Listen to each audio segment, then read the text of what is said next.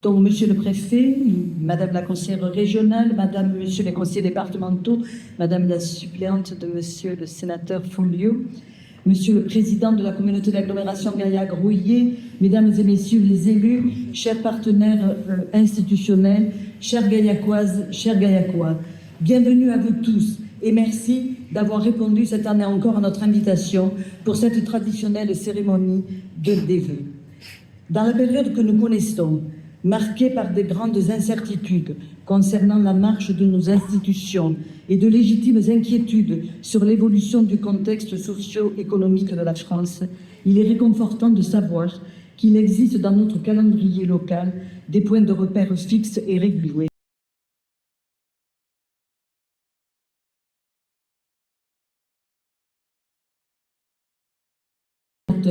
L'avenir de Gaillac. Élu par les Gaillacois, je mets au point d'honneur à rendre compte aux habitants tous les ans, au mois de janvier, les réalisations de notre municipalité, des projets en cours ou à venir, qui sont la traduction concrète de la vision de la politique que je défends sans fléchir depuis 2020. Chers Gaillacois, l'année 2024 a été encore marquée par un lot d'incertitudes et de mauvaises nouvelles. La population gaillacoise, les élus et les agents de la ville n'auront pas été épargnés par les tragédies et les douleurs du deuil. Il y a encore quelques jours, un nouveau drame survenu sur l'avenue Ragny-Danube a encore frappé notre commune et le monde sportif local. J'ai donc d'abord une pensée pour les familles endeuillées, pour toutes les Gaillacoises et les Gaillacois qui sont dans la peine. Je leur adresse, ainsi qu'à leurs proches, tous mes vœux de paix, de sérénité et de fraternité. En ce jour, mes pensées vont aussi vers tous ceux qui assistent, qui réconfortent, qui accompagnent, qu'ils soient aidants familiaux, bénévoles ou professionnels de la santé et du soin. À ce titre, je tiens à remercier nos plus de 300 associations et 2000 bénévoles pour leur action quotidienne en matière de solidarité, d'insertion, d'éducation, de culture, de sport, au bénéfice des Gaillacois et notamment des plus fragiles. La ville de Gaillac et ses élus se réjouissent de pouvoir compter sur vous pour améliorer la vie quotidienne et soutenir les projets de la mairie destinés à dynamiser notre ville et à aider ses habitants.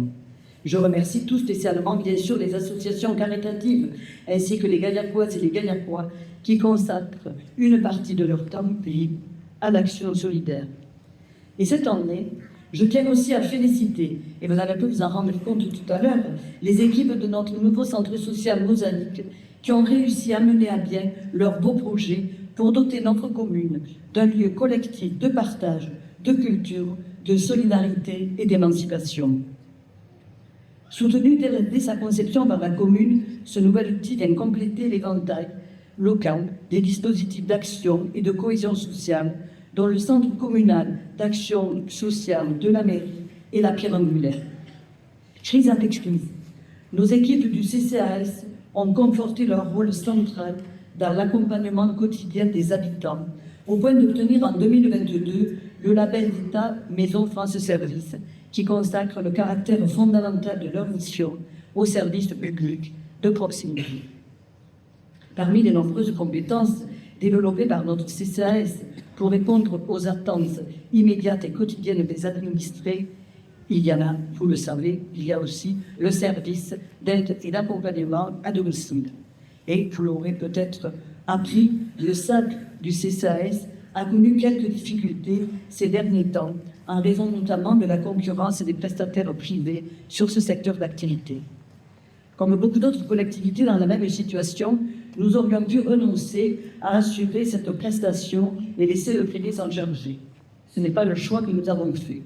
Nous avons décidé de redresser les comptes de cette activité, de maintenir les nombreux emplois locaux qu'elle génère et de garantir la continuité de ce service à la population.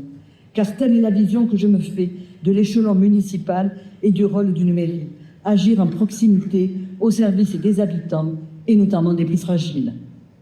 À ce titre, je vous informe que la ville de Gaillac a décidé de lancer un nouvel appel à volontaires pour étoffer les rangs de sa réserve citoyenne, dispositif qui permet à tous les habitants qui le souhaitent de s'engager bénévolement pour soutenir les actions sociales de la commune, notamment lors des épisodes climatiques extrêmes.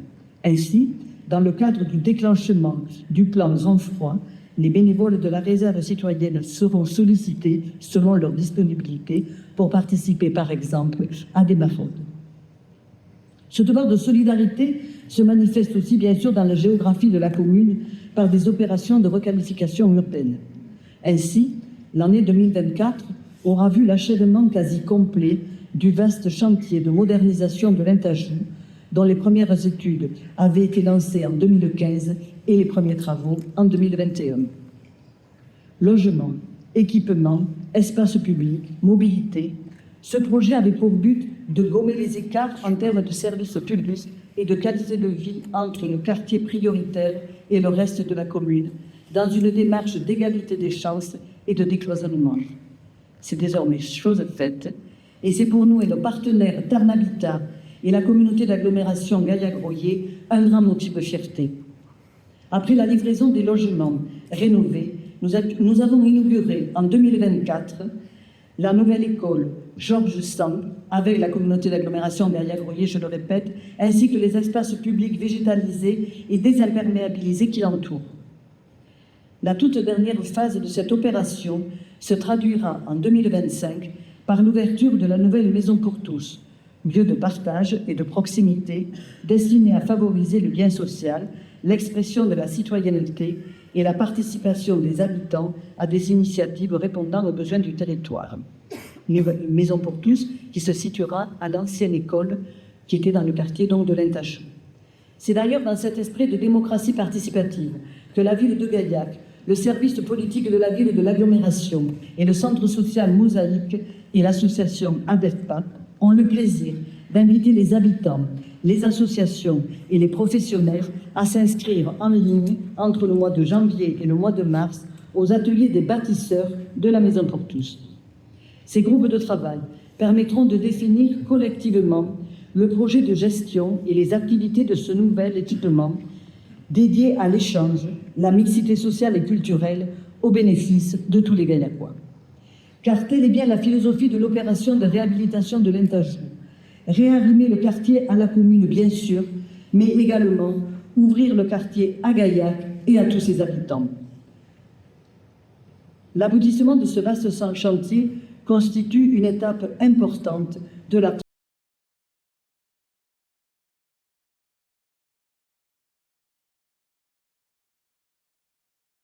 tranquillité et de sécurité.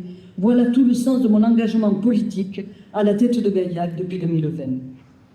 La sécurisation de l'espace public, notamment, est l'un des chevaux de bataille. J'estime en effet que la sécurité n'est pas un vain mot et que c'est même un droit fondamental pour tous les citoyens. Certes, comme cela a été souligné, Gaillac n'est pas Chicago. Tant mieux, tout l'objectif est de faire en sorte qu'elle ne le devienne jamais.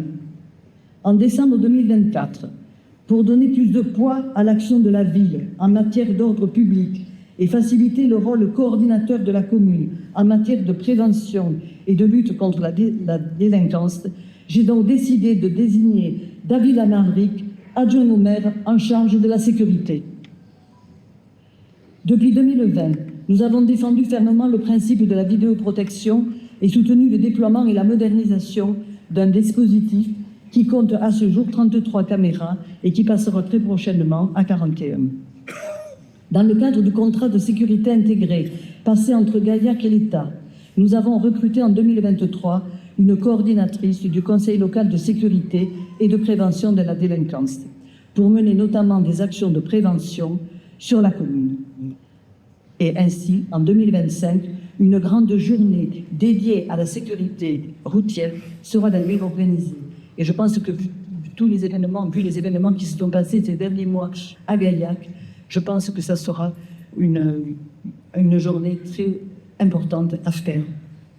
Après l'implantation sur la commune de la vidéoprotection et l'armement des policiers municipaux, la décision de nommer un adjoint à la sécurité consacre l'importance que j'accorde en tant que maire aux problématiques d'ordre public et entérine l'objectif sécuritaire que je me suis donné.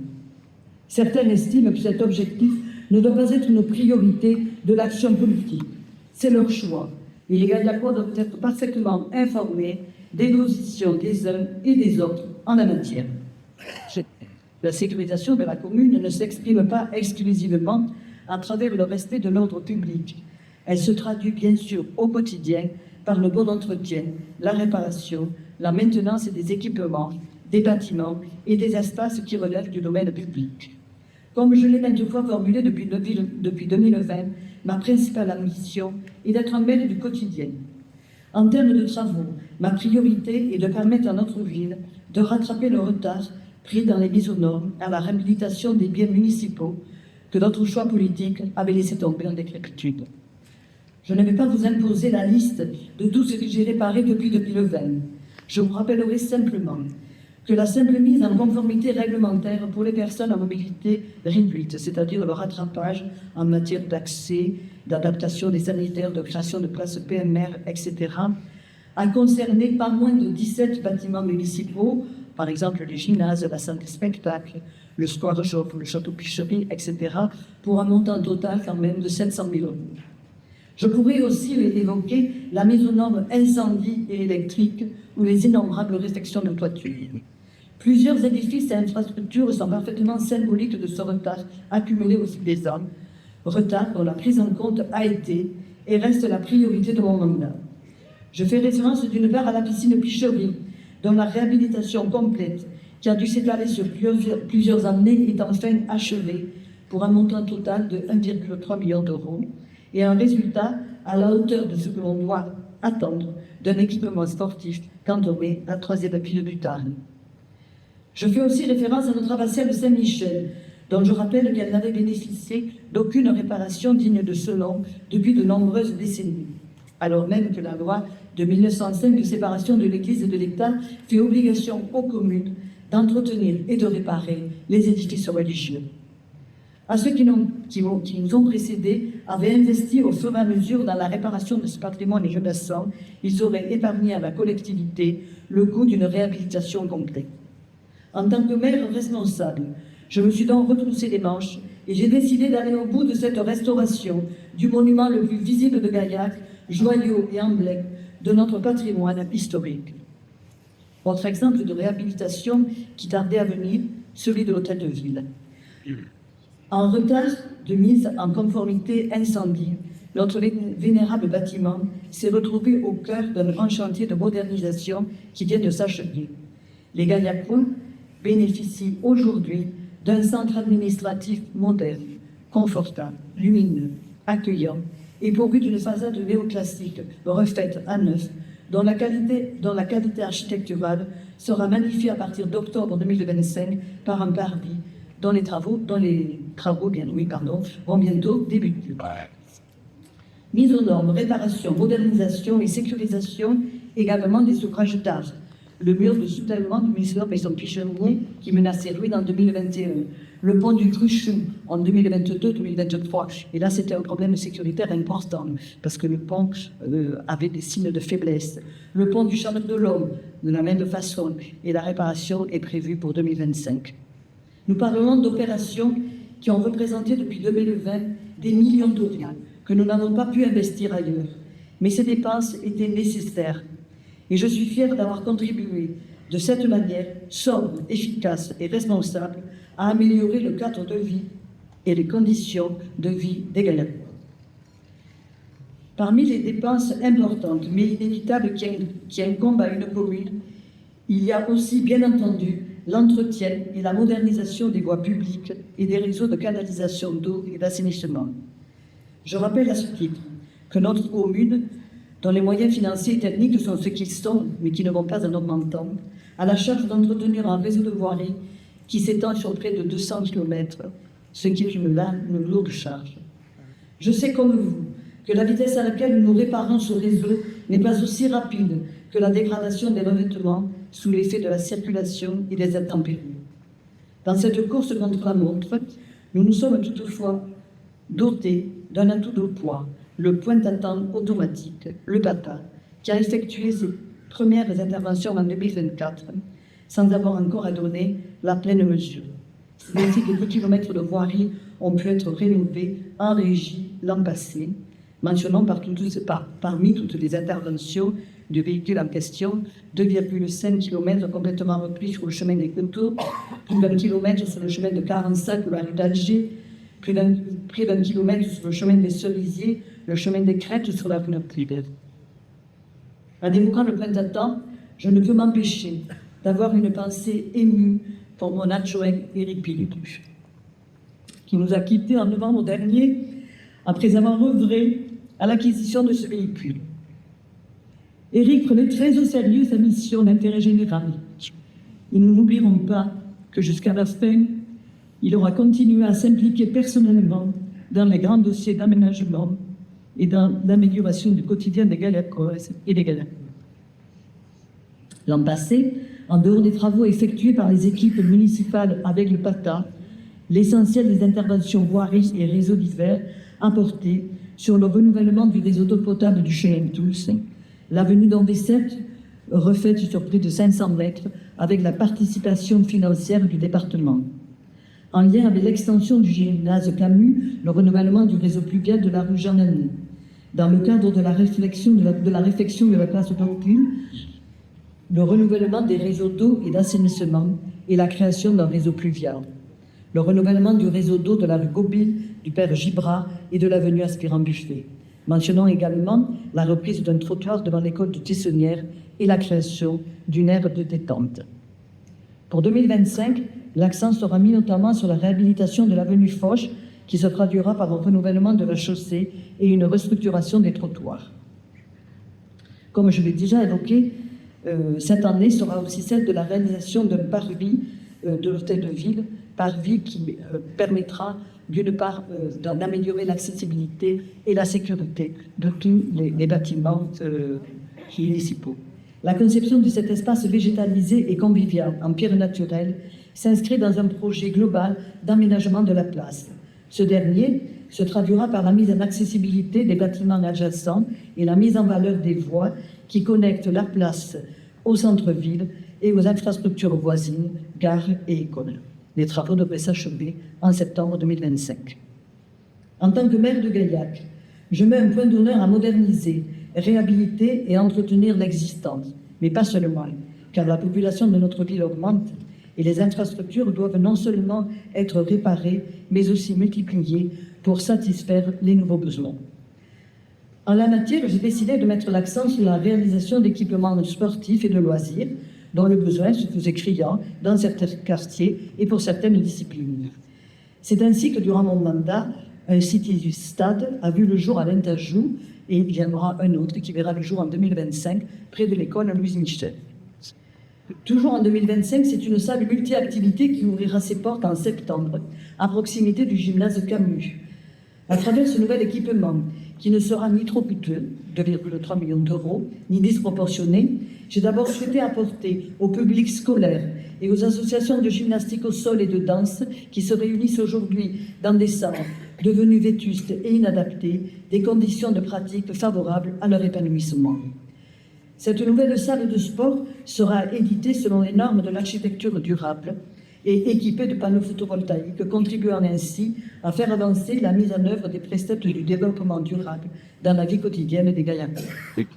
Cette volonté d'adapter Gaillac aux impératifs du changement climatique et de la transition écologique a connu sous mon mandat une traduction très concrète dans de nombreux domaines, par exemple en matière d'éclairage public. Après la diminution des durées d'éclairage, la campagne de généralisation des ampoules LED moins énergivores et plus durables se poursuit sans relâche. En 2025, nous avons ainsi planifié le remplacement de 489 ampoules de type ballon fluorescent présentées sur les voies publiques par des ampoules LED. Cet impératif de la transition écologique se retrouve bien sûr au cœur de tous les projets d'aménagement, de développement de la ville depuis 2020, mais aussi dans la manière de concevoir la place des mobilités douces en ville. Après avoir mis en place une zone 30 dans la totalité de centre-ville, démarche qui nous a valu d'ailleurs d'obtenir en 2023 le label Ville Prudente, nous avons fait le choix d'étendre en 2024 cette zone de mobilité apaisée à l'ensemble de l'agglomération gaillacoise. Non seulement le chaos que l'on m'avait prédit n'a pas eu lieu, mais les automobilistes gaillacois se sont assez bien accommodés de cette nouvelle modalité de partage de l'espace urbain qui contribue à adoucir la circulation, à limiter la pollution et les nuisances sonores et à sécuriser la voirie pour les cyclistes et les piétons. En 2024, le conseil municipal a par ailleurs approuvé le principe de la mise en œuvre sur la commune d'un plan cyclable dont les premières réalisations concrètes verront le jour en 2025 sous la forme de petits aménagements et de marquage au sol dans le centre-ville. La première étape de ce plan consistera en effet à réaliser un maillage complet de notre hypercentre afin de garantir aux usagers des mobilités douces, une continuité d'accès cyclable vers l'ensemble des points centraux de notre ville. La cohérence urbanistique et écologique de ces projets d'aménagement nous a valu en 2024 le maintien de 3 fleurs au concours des villes et villages fleuris. En effet, ce label ne se contente pas de se consacrer à la qualité du fleurissement, il récompense plus largement l'engagement des communes concernées en faveur de l'amélioration de la qualité de vie, de leur stratégie globale d'attractivité, d'animation, de gestion et de valorisation du patrimoine, de l'espace public et des paysages. En résumé, ces 3 fleurs ne valident pas seulement l'indéniable qualité florale de Gaillac, mais également la stratégie de valorisation et d'attractivité que nous conduisons à l'échelle de la ville. Gaillac, ville attractive. Ceci n'est qu'un slogan, qu'un slogan. C'est une réalité bien concrète qui confirme l'obtention de nouvelles reconnaissances et distinctions pour notre ville. Outre les 3 fleurs, Gaillac a été reconnue en 2024 ville active et sportive, après avoir obtenu le label Ville prudente, je l'ai précisé tout à l'heure, en 2023. Sur le plan patrimonial et touristique, notre commune bénéficiait déjà du prestigieux label Ville d'art et d'histoire, ainsi que d'une étoile au guide vert Michelin. Je vous annonce que Gaillac vient également d'intégrer le réseau des chemins de Saint-Jacques de Compostelle, ce qui va encore accroître sa visibilité internationale et le nombre de ses visiteurs. Comme vous le savez, la notoriété de Gaillac a connu un véritable décollage en 2024. D'abord en étant sélectionné par une chaîne de télévision pour représenter l'Occitanie dans le cadre d'une émission culinaire de grande écoute.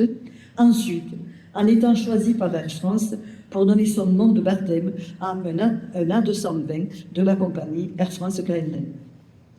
L'attractivité de Gaillac se traduit concrètement par une croissance régulière de la population. Près de 16 500 habitants à ce jour à Gaillac, d'après l'INSEE. Gaillac est attractive car c'est une ville agréable. La qualité de notre quotidien repose sur un patrimoine historique et naturel préservé, sur un art de vivre authentique, aux riches traditions, sur la diversité et la qualité du maillage commercial, sur le dynamisme de ses commerçants et de ses associations, sur la gratuité des transports et du stationnement, mais aussi sur une dynamique culturelle et sportive qui s'appuie sur des équipements de qualité. 3 musées de France, une salle de spectacle, un cinéma, une résidence d'artistes, une piscine, un skatepark, plusieurs stades et gymnases.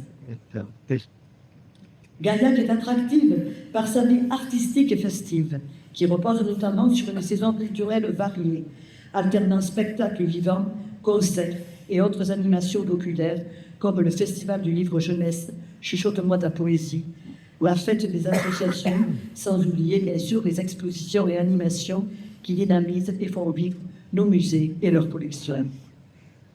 Gaillac est attractive grâce aux nombreux événements que la commune organise tout au long de l'année, comme les marchés de plein vent, les marchés de production du pays, le marché italien, le marché de Noël ou la guinguette du Lido, qui accueille chaque été des dizaines de milliers de visiteurs. L'animation de Gaillac doit aussi beaucoup aux Gaillacois et aux associations locales, qui sont à l'origine d'événements majeurs de notre calendrier, et notamment, bien sûr, notre classique fête des vins, qui chaque année, au mois d'août, accueille énormément de monde. Les apéros-concerts, Octobre Rose, le Téléthon, Coco Jazz, la Gaillacoise de Noël, événements que la ville accompagne par son soutien logistique, humain et financier. Cette riche programmation événementielle est bien sûr relayée par notre service de communication via la page Facebook de la ville, mais également sur notre nouveau site, gaillac.fr, lancé il y a tout juste 1 an pour simplifier les démarches administratives des usagers et des associations, faciliter la diffusion des informations municipales et renforcer la relation de proximité entre les services municipaux et les habitants. En définitive, Gaillac offre toute l'année à ses habitants une grande diversité de services, d'animation et de loisirs. Le dynamisme gaillacois commence du reste à faire parler de lui. Il y a quelques semaines, nous avons reçu les résultats d'une étude très sérieuse réalisée par un cabinet parisien spécialisé dans l'attractivité commerciale. Cette étude, que nous n'avions pas sollicitée, je le précise, a évalué l'attractivité des centres-villes de 5 communes françaises, Cannes, Quimper, Bourg-en-Bresse, Cabourg et Gaillac, en attribuant à chacune une note synthétisant la qualité de l'offre marchande, celle des transports, celle de la pertinence des projets urbains, etc. Fiers que nous soyons tous de Gaillac, le résultat de cette étude nous a un petit peu étonnés, car je vous le donne en 1000, avec un score global de 78,1 sur 100, c'est Gaillac qui a décroché la première place de ce classement.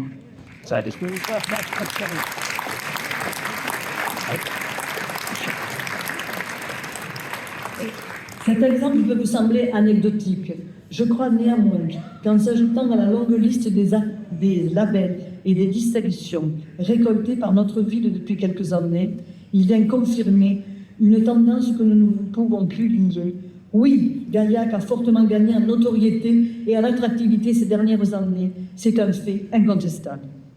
Cette évolution positive, c'est d'abord à vous tous qu'elle est due, chers Gaillacoises et chers Gaillacois, commerçants, entrepreneurs, artisans, sportifs, salariés, agents publics, bénévoles, étudiants, retraités.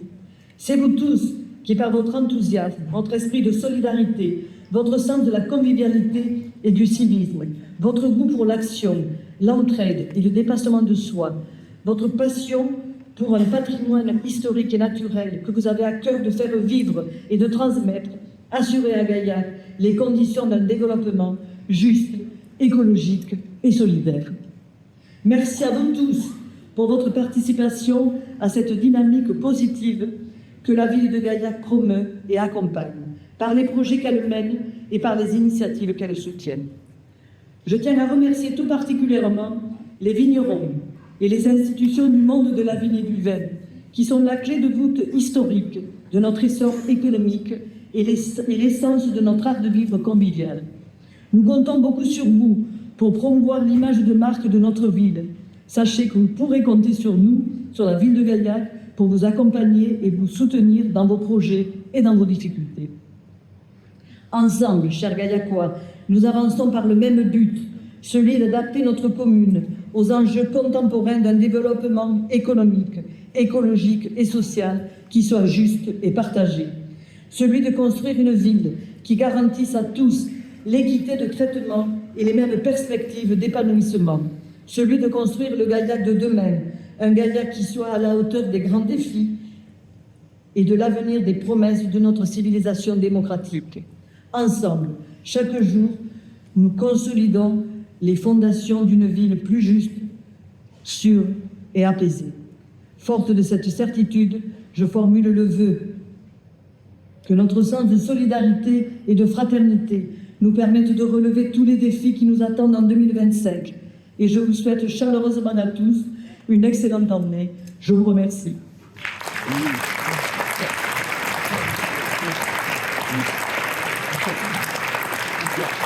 Merci. Bravo, on peut applaudir. Madame le maire. Je vais appeler maintenant tous les conseillers municipaux à me rejoindre pour encore vous renouveler tous nos meilleurs vœux.